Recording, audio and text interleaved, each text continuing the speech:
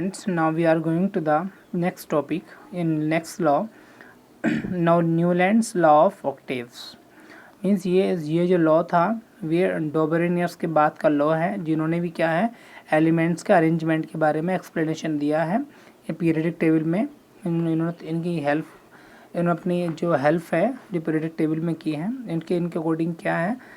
सबसे पहले मैं बता दूं इनके बारे में, जो ये साइंटिस्ट हैं इनका जो पूरा नाम है जॉन अलेक्जेंडर रीना न्यूलैंड्स है, जो 1860 में इन्होंने ये क्या है 8 एलिमेंट्स को शो करते हुए उनकी फिजिकल और केमिकल प्रॉपर्टी के बारे में एक लॉ दिया है जिसे हम क्या बोलते हैं न्यूलैंड्स लॉ ऑफ ऑक्टेव्स। इसमें लॉ में ये लॉ कहता क्या है, ये लॉ कहता है this law state that when elements are place in the increasing order of their atomic masses. Means इस लॉ के अकॉर्डिंग क्या है बच्चों, जब एलिमेंट्स को उनके एटॉमिक मासेस के इंक्रीजिंग ऑर्डर में रखा जाता है तो उनकी जो प्रॉपर्टी है 8 एलिमेंट्स की वो बार बार रिपीट होती रहती है। मींस 1 से 8 तक कोई रिपीट नहीं होगी और 8 के बाद में बार बार रिपीट होती रहती है। जो न्यूलैंड्स है उन्होंने ये बात कही थी, बहुत इंपॉर्टेंट है। उन्होंने कहा था कि जैसे एक म्यूजिकल लेटर होते हैं सा रे गा मा पा धा नी सा, जैसे ये वर्ड हैं म्यूजिकल वाले, तो म्यूजिकल वर्ड जैसे ये दोबारा से सा के बाद में फिर दोबारा से शुरू हो जाते हैं बोलना सा रे गा मा पा धा नी सा, तो इस तरह से क्या बार बार एक लाइन को बोल के फिर रिपीट करना पड़ता रहा। ऐसे ही इन्होंने कहा है कि एलिमेंट्स का जो है 1 से 8 तक के क्या है एक जैसी केमिकल और फिजिकल प्रॉपर्टी शो करते हैं और उसके बाद में ऐसे ये रिपीट होते चले जाते हैं। ये उन्होंने एक्सप्लेन दिया था। तो स्टूडेंट इन्होंने वर्ड दिए थे। अब जैसे कि इनकी जो टेबल है उन्होंने दी हुई है कि न्यूलैंड्स ऑक्टेव्स की जो टेबल है पीरियडिक टेबल है 1866 में इन्होंने दिया था। अब जैसे कि ये है 1 2 3 4 5 6 7 ये एलिमेंट्स हैं, इन्होंने क्या इसमें अरेंज किया हुआ है और ये कह रहे हैं कि ये टेबल है, इसमें आप देख रहे हैं कि 1 2 3 4 5 6 7 8 ये है।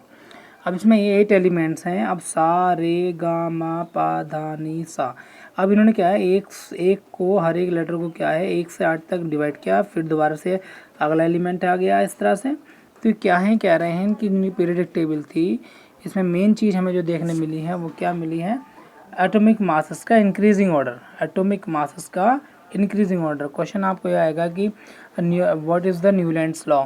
तो न्यूलैंड्स लॉ के बारे में एक्सप्लेनेशन आप देंगे तो आप क्या कहेंगे कि उनका जो increasing order of their atomic masses, इतना भी आप लिखेंगे तो आपको CBSE मार्क्स प्रोवाइड कराएगी। तो ध्यान रखेंगे न्यूलैंड्स लॉ।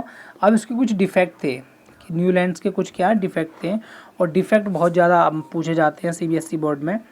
डिफेक्ट क्या थे, सबसे पहले क्या, it was not valid for elements that had atomic masses higher than Ca calcium.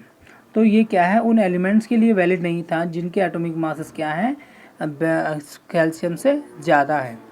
ठीक है। और सेकंड डिफेक्ट क्या था, when more elements were discovered such as elements from the noble gases, when more elements were discovered such as elements from noble gases such as hydrogen, neon, argon, they could not be accommodated in his table।